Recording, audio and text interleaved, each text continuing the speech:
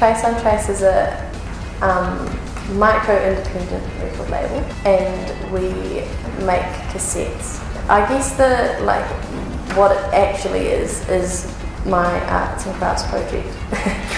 I've got a lot of plans for it in the future, for it to be more than that, but yeah, at the moment it's a record label. I guess you could say that the underlying ethos of Trace Untrace is kind of to support DIY and grassroots kind of efforts. I think I see my role as just facilitating bands to make their music and to get it out into the world a bit easier. So far that's been just me helping them to make tapes and merch and do their press kind of stuff and that sort of thing. But I don't even think there is a business model as such. I'm definitely not making any money whatsoever with what I do, and I don't want to, but I do want to help my bands be successful. So maybe that's the business model. The first artist that I released was the Rothmans, Quizilla, another Dunedin band, and Asterangu, which is the kind of solo recording project of Richard Lee Hamilton, who is my co-founder. Vedicate, which is like a bedroom pop kind of stuff. The music that I release is pretty much exclusively to my tastes, and also because it's Dunedin based currently, it has to be what's being made here, which I find at the moment tends to be, I guess, what you would broadly call noise rock, guitar rock kind of stuff. I wouldn't say that I want to be genre specific. I'm happy to release anything, any sounding thing, and if I like it, basically, yeah. Heaps of reasons. They're easy, I guess, is the first thing. The way that I do it is I have a dual deck, just tape machine basically that dubs them, and I bought that for $150 on Trade Me, so it was kind of easy setup costs. And I also really like kind of the lo-fi aspect of cassette. It's pretty hard to get something to sound amazing on cassette, but then I don't know, I think the sound that it lends is actually pretty cool, and I personally like it. And also I just have a lot of fond memories of thrashing tapes in my car when I didn't have an aux cord, so there's that as well. And I also think they look cool, so yeah, I really love tapes, and I'm happy that that's what ended up happening, because I think it's pretty cool. It's not all bad.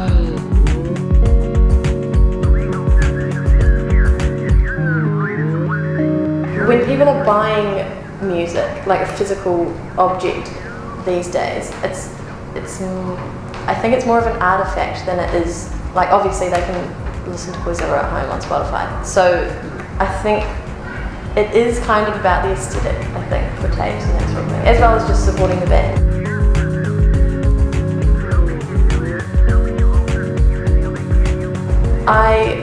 I want to keep making tapes like I have been, and possibly look into other physical formats like vinyl. So I want to keep that going, and I've had a lot of I guess pipe dream-esque ideas about less to do with actual shows and music and more to do with kind of working around the health of our scene, and I don't know, I think in Dunedin especially you see a lot of dialogue about issues that we have in terms of women and I guess people of colour, marginalised communities who may find it harder to come into the spaces that exist currently, or create their own new spaces where they feel safe and able to be active creatively. So I would really like to do some work around, I don't know, I guess opening up constructive discussion that leads to actual action in those areas. So I've thought about kind of having forums or meetings kind of with a lot of different people and asking like what are you guys' problems, what are your ideas, like, and getting some discussion going. But I mean, we have a lot of discussion at the moment, but what I really want to see is it be for it to turn into action, I guess, is the thing.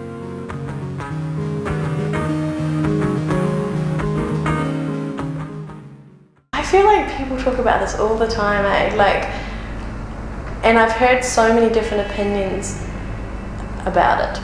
And some people say, like, you know, the Dunedin music scene is dead, there's nothing interesting happening here anymore. Some people I've heard say that we're about to have a second coming and it's going to be like the old days. And then obviously recently we had all of that dialogue around the Coyote drama.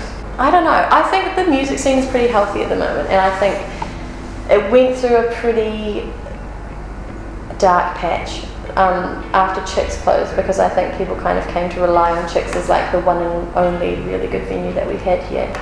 And I mean, there were others at the time, like Taste Merchants and that sort of thing, that have closed, and a lot of venues that have closed in the past. But I think after Chicks closed, we definitely experienced a dry patch, I guess, in terms of people playing shows. But I think it's starting to get over that now, and we have some more venues popping up. And I think the music that's getting made here is definitely top notch. And like, I can't imagine like a small music community that would have like a higher level of, or higher quality of music than we have. Like, I think the music that gets made here is pretty amazing. And there's definitely like the fans there to go to gigs is another really positive thing, and that's probably helped a lot by having the university here. So you've got that young, big population that you can pull from, which is good in terms of getting people through the door to pay the bands to do what they do, to keep doing what they do. But yeah, there's definitely a lot of I guess a lot of like, there's not a lot of women around, which is kind of a big source of angst for me, because I really want to actively release music, and music that I love, but I'm incredibly conscious that there's no woman on my label at the moment. So that is one thing that I think is incredibly sad, I guess. And that's why I want to do a lot of work in that space. There's definitely some issues that need to be overcome in that sense. But I think in general, like, we've got a lot of people here who want to go to gigs, we've got a lot of bands who want to play gigs, we're starting to get more places for them to play gigs, and we've got spaces like this and others around town for bands to practice in. And I would say it's incredibly healthy, really. I just think there's some kinks to be ironed out before we can say that we're a flourishing